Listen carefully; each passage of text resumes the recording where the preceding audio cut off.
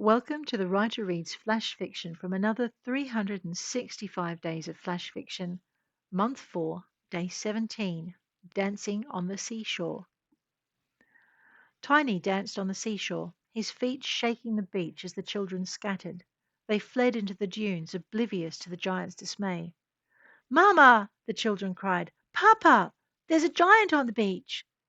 We knew, just as we knew why he was there, and why he danced. Tiny had come of age, and he'd come to say goodbye. How we farewelled him could have far-reaching consequences. Only Maria seemed to grasp it. "Mamma, why is the giant sad?" My heart broke, and I took her by the hand, taking her to the top of the dune closest the dancing giant. He wasn't the size of legends, just twice the height of a normal man and 4 times the breadth. And my daughter, my breath caught, and I swallowed against the tears. "Let's dance with him," I suggested, and Maria clapped her hands with glee. The first of us had been chosen. We danced, and I swore the giant's steps lightened. Maria laughed, but he didn't look back. He kept dancing, looking out over the sea. I danced too, and hoped. "Raimy, Raimy!" Maria cried, clapping her hands. "You came! Dance with me! Come, dance!" My heart nearly broke a second time, but I risked a glance sideways and saw Ramie's father watching helplessly from a few feet away. "Dance," I thought, "for the love of your child." But I knew it would do me no good to demand it. Not every parent chose to dance with their child. "Mamma, don't stop!" Maria's tiny voice caught me as my feet slowed toward disaster. I renewed my steps, focusing on the giant so I could keep the rhythm.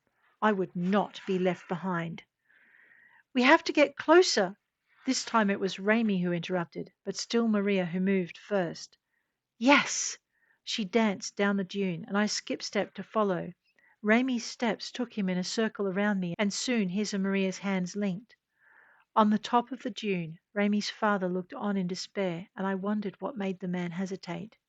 The boy was his only family. I stretched a hand toward him. There was so little time. "Come!" I called, pirouetting on the spot, then dancing backwards.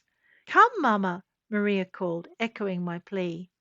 She whirled past me, her small feet dancing counterpoint to the giant's rhythm, filling the steady beat of his feet with a staccato pattern of notes.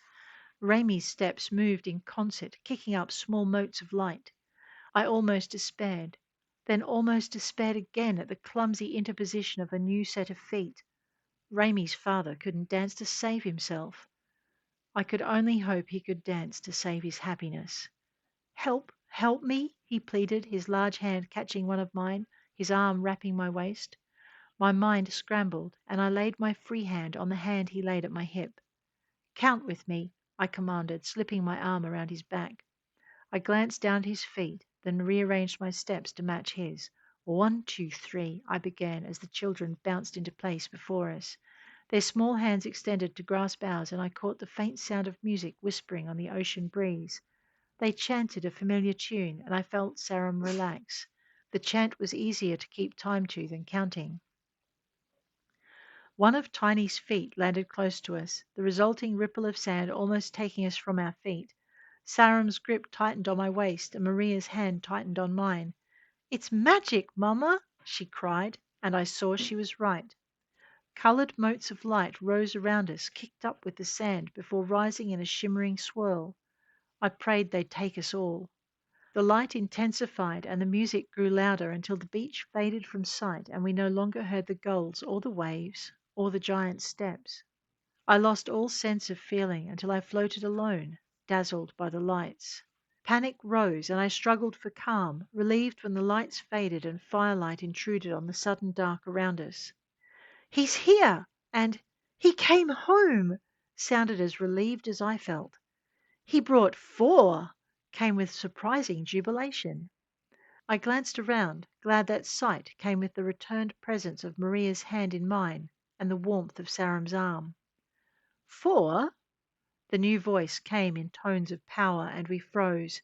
Tiny knelt down, his arms encompassing us. "They danced well," he confirmed in a gentle rumble, "first to offer comfort and then to make the journey."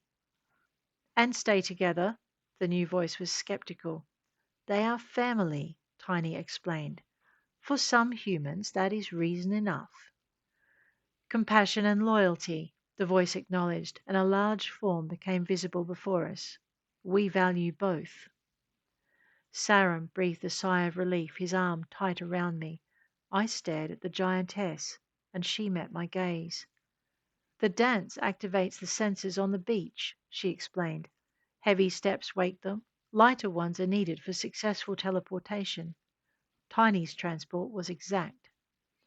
She gestured toward a large screen behind her. While we cannot send you back, we can offer you a new home. I felt Sarum shift, and the children crowd closer as we all stared at the screen. Two worlds hung there, and I frowned. The second world is for those who do not wish to cohabit with giants, she explained gently. I twisted around to look at Tiny. His expression was carefully neutral, and I smiled, reaching up to pat his cheek. What would a world be like without giants? I asked, and Maria clapped her hands, Raimi grinning delightedly beside her.